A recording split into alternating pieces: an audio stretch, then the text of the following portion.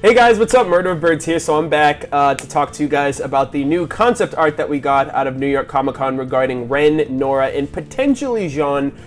Similar to my RWBY Volume 4 final concept art for Team RWBY, I'm going to be going down a bit of description and my overall thoughts and opinions and impressions on what we could extrapolate and learn about Ren and Nora's kind of costume design, or outfit design rather, what that says about them internally as they're developing throughout the series, and what we can potentially see from them from Volume 4, as well as Jaune. There isn't much to extrapolate from Jaune, but based on some context clues here and there, I'm going to give my overall thoughts.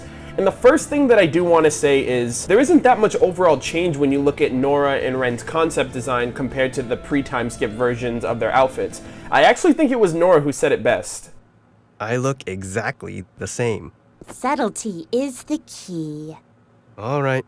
I think while Team RWBY went through a more drastic and radical change in appearance and internal growth over volumes 3 to 4, I think Ren and Nora's overall design kind of reflects their internal growth and how a lot hasn't really changed for them as time progresses. And I think I'm going to go off on a beaten path before I actually get into Ren and Nora's design to kind of elaborate on that thought process. So what I mean by this is, I made a 20-minute video talking about RWBY, Weiss, Blake, Yang, and their Volume 4 concept designs. The outfits, how that outfit spoke on themselves as characters growing from the events of Volume 3, the 6 to 8 month time skip, kind of giving us insight into what they're going to be like in Volume 4 and stuff like that. For the most part, that is not going to be the same way that I'm going to look at Ren and Nora. Why? In my personal and honest opinion, I think Ren and Nora know who they are. Now, what do I mean by that? So, RWBY, Weiss, Blake, and Yang went through something that I feel they have never ever experienced before. They have never gone through something like this in their life that kind of rocked them to the core, that made them kind of question themselves, made them change themselves so much. And as in life, when you grow up, based on your social environment, based on your surroundings, based on the people you surround yourself with, you tend to change accordingly. You change the music you listen to, you change the people you hang out with, you change even the clothes you wear, and it says a lot about who you are as a person. I think the reason for the subtlety in Nora and Ren is because, not that they've gone through the exact same thing that RWBY, Weiss, Blake, and Yang have gone through, but they've gone through hardship early in life that kind of solidified who they were for the rest of their life up until this point. But I think Team RWBY, for the most part, I think the reason why their designs are so drastically different is because they're still malleable. RWBY, Weiss, Blake, and Yang are still learning more about themselves, still growing individually. I think for the most part, RWBY and Yang have never gone through something as devastating or destructive or as depressing as what they're going through now. Weiss has dealt with kind of having a rough childhood, but for the most part, her life has been very quote-unquote easygoing with being a part of royalty. Granted, you know, she doesn't really get to do what she wants, and her family doesn't really allow her to live freely. And Blake, for the most part, has always had a tough life living outside of the kingdoms, doing what she has to do to get by. Now look at Ren and Nora. Based on what we know from them of Volume 3 so far, we know that they are orphans. We know that they have no family, they have no home to go to. Based on the Song of Boop, for the most part, Ren and Nora have only always had each other. And we don't know the situation. We don't know how it turned out that way. If they had a family and they lost their family, if they were born and abandoned, if they were a part of these roaming nomads or villages that were overrun with Grimm, and at the very end it was just them two that made it out. We don't know. What we do know is that they went through hardships. They don't have families, they don't have homes, they only have each other. And it's in the hardest times that people grow the most. It's in those tough times of Ren and Nora, especially at early ages, that made them who they are today. When they change their costumes, they're not going all crazy. Nora's still sporting the same pink skirt. Ren is still sporting his coat. Granted, the sleeves are gone. For the most part, they know what they are, they know what they like, and they're not going above and beyond to change their appearance. And I think that that speaks true on the subtlety of their costume changes. But yeah, we are off the beaten path. We are back on track with things. I'm going to be getting into Ren and Nora's concept designs. Leave me your thoughts, what you guys think about these designs of Ren and Nora, the subtleties, the changes, the differences, and all that stuff, and let's jump right into it. So getting into Ren's design, oh my god, dude. This design looks incredible. Subtlety is the key here. Like, everything about him is very much the same. Literally everything. Even his hair. His hair was tied up in volumes 1 through 3. but it's just those small details that make it look so much different. First and foremost, I'm willing to admit that everyone in the community has dubbed Ren Sexy Ren. Miles mentioned it at the panel. I've seen a ton of people talking about how much more mature and attractive and handsome and good looking Ren is, you know, with this new design, and I'm very inclined to agree. I can only imagine the fangirls, like the actual girls who have the hots for Ren, Sun, Lady Stardust, like I can only imagine how the girls were going crazy over Ren's new look. But like I said, Ren's design in volumes 1 through 3 kind of gave off a more traditional, a more formal approach with the way he dressed, the way he spoke, the way he delivered himself. His pants were very formal. He had more kind of like dress-up shoes, if you will. His top attire didn't have the length that it has in this one, and it actually had sleeves, which was very traditional, you know, with Chinese culture. His hair's tied up, another Chinese culture kind of thing that harkens back to his inspiration. But when you look at this design, he has no sleeves. His pants are tucked into his boots, or his shoes. They kind of look like Naruto kind of sandals, if you will. But his pants are tucked into his boots. He has no sleeves. He's wearing these purple and black like gloves that go up to his elbows. His hair is down now. His shoulders are exposed. His stance looks a lot more mature, if you will. I don't know what it is, but he comes off as a lot more masculine than he did in the first 3 volumes. Ren, for the most part, didn't give off any type of masculinity to his character, but here he looks a lot more combat efficient. He looks a lot more combat veteran-esque. He looks like he's been around, you know, in terms of actually having fights here and there. Like volume 1 through 3, we didn't really see him put a lot of effort that much in the battlefield. His hair kind of instantly reminds me, again, another Naruto reference. He looks just like Madara Uchiha. The back view of his hair, you know, like the almost butt-length version on the very end, looks just like Madara Uchiha from Naruto, like when he has no shirt on. And it's like, I think that's what's giving off a lot of the badass vibes, is just the hair. And the hair's length kind of actually not being tied up, but being free, being open, kind of makes him look a lot more older on top of that. For the most part, I really do enjoy this kind of design. And a lot of people have been mentioning too the fact of in volumes 1, it kind of showed that he puts his guns in his sleeves. It's like, where is his guns gonna go now? I think the kind of red straps that he has on the side could be used as kind of holsters, or maybe he'll put his guns in the back of his pants and then he can just like pull them out like right under the coattails of his new kind of sporty looking jacket. And again, I think the fact of he's ditching the sleeves, he's tucking his pants in, kind of gives him a better way of traversing the land, not having anything snag or be caught on anything, or even if he's in a skirmish, he doesn't want anyone pulling on his clothes. But then again, you would want to keep your hair tied up then so someone doesn't grab your hair instead. But I really, really, really love Ren's new design. Again, it gives him a sense of masculinity, of maturity, of growth. He looks a lot more handsome now.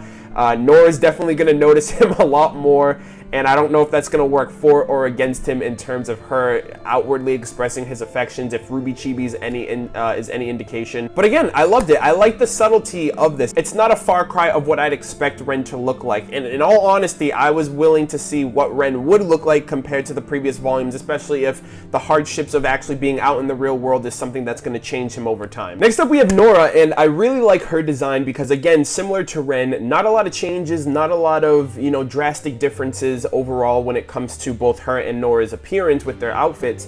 And I like how Nora has a kind of sporty approach now. It seems like she's a lot more open with the fact of having this kind of new attire when she's going out into the world. And again, there are some subtle changes that kind of hint that, okay, this is an updated look, but for the most part, it's still refined to Nora, how she likes to dress and how she likes to present herself. So starting from the top, she has longer hair, obviously. 6 to 8 month type skip is gonna do that. And I'm really glad that they kept the short hair. Personally, I really like Nora with short hair. I think that adds to her overall attractiveness and appeal. And I don't think I could ever picture Nora with having long hair, kind of like Blake or even Weiss when she lets her hair down.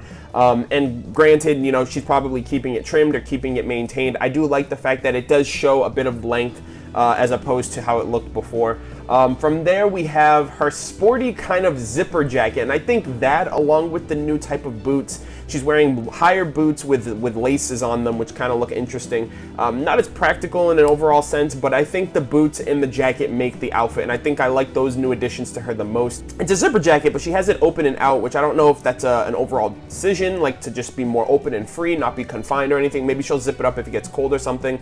And then she has her inner white shirt that goes with it.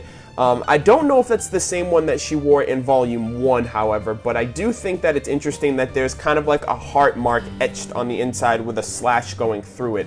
I don't know if that's done by her. I don't know if that has any symbolism or representation between her and Ren, or if that's something that means something to her, or if that's just the design that the creators, the artist, decided to put in there, but that's something else. She doesn't have her bow as well. In her original design, she had a bow on the back of her skirt, and I don't know if that, again, was just for looks or if that held the skirt up, but now she has a belt that actually goes over her midsection. That kind of adds a little bit of style to the whole skirt thing. And I don't know if that holds the skirt up. I don't know if that's just for looks, but that's something to mention, that that's in place instead of the bow. Again, she still has the skirt. She's got the pink gloves, which look pretty awesome. And then moving down, she also has the boots, like I mentioned, a lot bigger boots than her original ones with laces as well. And this could be just by the fact that they're going to be doing travels. They're going to be on their feet. They're going to be walking a lot. Even Ren himself has changed the shoes that he wears. So I think that is just overall based on the fact of, yeah, it matches the outfit, but it's also for the task at hand of doing a lot of traveling and being a lot more combat efficient in the future. But again, like I said, I don't think there's a lot to add on Nora or Ren's design when it comes to their growth as characters over the 6 to 8 month time skip based on volumes 1 through 3, because first off, we haven't really gotten any type of internal development with them to solo or even together through the first 3 volumes, and I really hope that's something that's expressed with them being kind of the focus with RWBY on their team moving forward with Volume 4. I'd love to learn a lot more about Ren and Nora's past, but based on the fact that their outfits haven't changed that much, it seems to me that it's because they already understand, hey, I'm fine with what I have, I'll refine it, I'll change it, to complement, things that are going to be occurring, but for the most part, they are very solidified in who they are. So next up, we have Jean Arc's character design, and it's very interesting how they decided to take this approach in revealing Jaune's design, because at the New York Comic Con panel, the RWBY panel actually mentioned that it'd be a lot more exciting to not quote-unquote spoil Jaune's character design by showing it at the panel, but rather people seeing it for the first time when it premieres in the first episode. Now, I think there is some significance to this of why they would rather have people see it for the first time in action or see it officially in the show versus showing it off, based on that level of significance. And a lot of people are speculating what could it possibly be that they don't want to show us. I think it's more along the lines of the look and the inspiration for not necessarily anything changing from his design, but the additives that are going into it to kind of give inspiration. So there are 2 instances that kind of give us subtle context clues on what his potential design could look like. One from the Volume 4 character short that was relayed to myself by the community, and another that I personally noticed on the Volume 4 poster. So starting up initially, I'm going to put up a picture here on the screen for you guys. This is the picture of the scroll and RWBY responding to Ren, Nora, and Jaune after her fight with the Baringle during the Volume 4 character short. We see Ren's picture, Nora's picture, and Jaune's picture here. And the one thing that I do want you guys to focus on is Jaune in particular. We still see, he has his yellow short hair. He's got his hoodie on, which is still the same thing. I'm pretty sure he's still going to be sporting the pants, the sword, the shield. However, if you look at the bottom right corner there, you see kind of like a bronze curve in the very right corner of that picture of Jaune. And you would think, well, what is that? Maybe that's his new weapon, maybe that's his new shield, etc., etc. That's the first context clue that I want you guys to look into. Based on what Jaune looks like, based on his attire from Volume 1, 2, and 3, as well as his weapons, his sword, and his shield, nothing on him could ever indicate that he'd have something like that on him. Something that's curved, something that's bronze colored. And a bunch of people in the community, myself included, are inclined to believe, based on this and based on the other thing that I will mention from the Volume 4 poster, is that Jaune is incorporating Pyrrha into his costume, into his outfit design. Next up from that, we have the Volume 4 poster. Now, this is actually an HD version of the Volume 4 poster. This poster will actually be available very soon, hopefully either pre or during Volume 4 once it premieres next weekend. However, look at Jaune's design. I'll try to zoom into it as best I can. However, if you look on his character design, you don't see his sword, you don't see his shield. You still see that he's wearing the hoodie, he's wearing the armor plates, he's wearing his pants, he has his same shoes. But if you look on his waist, he kind of has like a red sash that's tied to his waist. A red sash tied to his waist and a bronze curve on his character design in the character short. I think, and a lot of other people in the community have mentioned this, I'm going to take this picture off my screen now. A lot of people are inclined to believe that Jaune is carrying on the memory and the pieces that are left from one of his teammates, Pyrrha Nikos, one of my all-time favorite characters who obviously passed. I think this speaks a lot on how Jaune feels about losing Pyrrha and not necessarily being over her death, with having mementos and things to remember her by. You know, he has the red sash of her skirt tied to his waist. That was probably one of the last things at the site of, you know, her being incinerated by Cinder.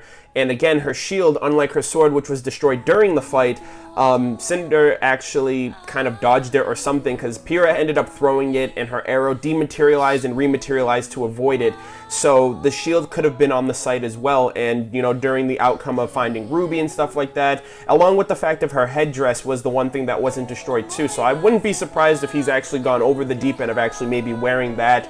Or, you know, Pyrrha is also from Mistral, so I don't know if eventually he's going to return those things to the family if he ever comes across them, which is going to be very overwhelming to see him go through as a team leader, to tell his you know, to tell her parents, hey, you know, your daughter died during this battle and there was nothing that we could do. We have this. This is all that was left of her. Pyrrha's death was something that I took very seriously. She was one of my favorite, if not my favorite character in the show.